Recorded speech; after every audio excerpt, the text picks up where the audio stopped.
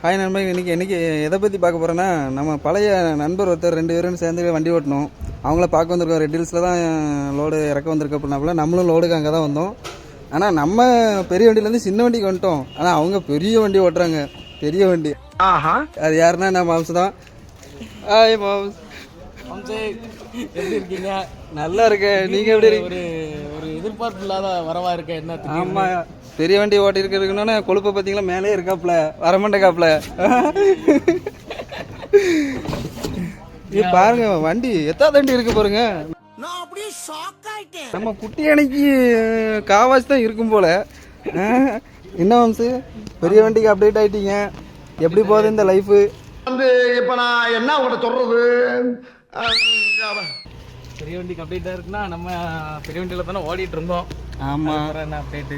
படி பேச நல்லா வெயிட்டாக கிடைக்கும். நம்மளுக்கு 500 ரூபா கொடுத்து கதையை வச்சுருந்தாங்க.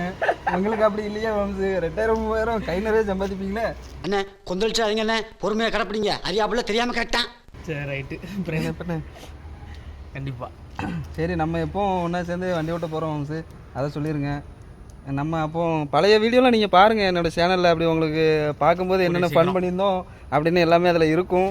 கூடிய சீக்கிரம் நாங்கள் விரைவில் 2 பேரும் ஒன்றா சேர்ந்து பஸ்ஸா என்ன இருக்கும் எனக்கு என்னடா தெரியும், கேளுடா. பிராண்டு சொல்ல வேண்டாம், ஆனால் பஸ்ஸுக்கு போகிறோம். ஆனால் என்ன பஸ்ஸுன்னு தெரில. கண்டிப்பாக அங்கே போய் நம்ம அலப்பறை பண்ணுறோம். ஓகேங்களா? Bye bye, C you.